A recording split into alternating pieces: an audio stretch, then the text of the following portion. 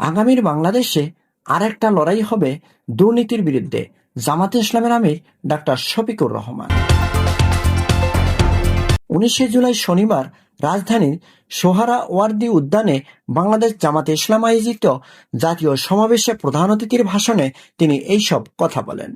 7 দফা দাবিতে শনিবার 19 জুলাই সোহরাওয়ার্দী উদ্যানে জামাতে ইসলাম দলটির ঐতিহাসিক জাতীয় সমাবেশে আমিরে জামাত শফিকুর রহমান বক্তৃতা দেওয়ার সময় প্রায় 7.5 মিনিটের মাথায় হঠাৎ অসুস্থ হয়ে স্টেজে পড়ে যান।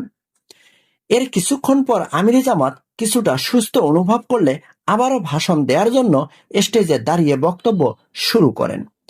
এরপর আবারও অসুস্থ হয়ে নিচে পড়ে যান তিনি, কিন্তু মঞ্চে থাকা চিকিৎসকরা তাকে বক্তব্য না দেওয়ার জন্য অনুরোধ করেন।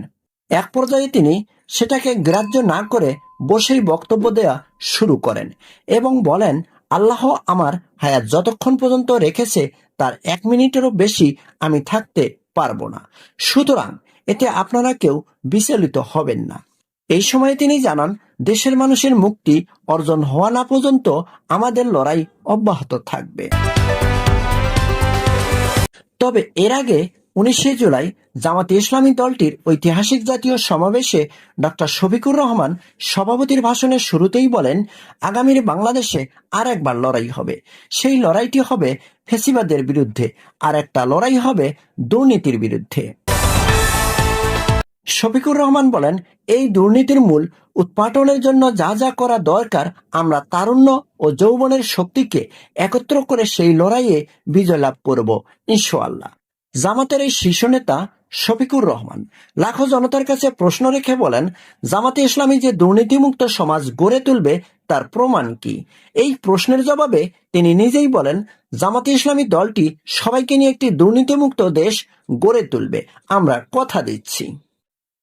জামাতে ইসলামী দলটি শাসন ক্ষমতায় গেলে কি করবেন তা জানিয়ে শফিকুর রহমান বলেন, জামাতে ইসলামী যদি আল্লাহর ইচ্ছায় দেশের মানুষের সেবা করার সুযোগ পায় তাহলে মালিক হবে না, সেবক হয়ে থাকবে ইনশাআল্লাহ। ঘোষণা দিয়ে আমিরে জামাত বলেন, আজ আমি ঘোষণা দিচ্ছি, লাখো জনতাকে সঙ্গে নিয়ে বাংলাদেশ জামাতে ইসলামী থেকে যারা আগামীতে সংসদ সদস্য হিসেবে নির্বাচিত হয়ে সরকার গঠন করবেন, সেখানে কোনো এমপি, কোনো মন্ত্রী সরকারে কোনো প্লট গ্রহণ করবে না এবং ট্যাক্সবিহীন কোনো গাড়িতে চড়বে না, নিজের হাতে টাকা চালাচালি করবে না, এমনকি নিজেদের নির্দিষ্ট কাজের জন্য যে বরাদ্দ পাবেন, কাজ শেষ হওয়ার সঙ্গে সঙ্গে 18 কোটি মানুষের কাছে হিসাবের প্রতিবেদন তুলে ধরবেন। পরিশেষে জামাতের আমির সতর্ক করে বলেন, চাঁদা আমরা নেব না, আমরা চাঁদা নিতে দেব না, দুর্নীতি আমরা করব না, দুর্নীতি আমরা সহ্য করব না।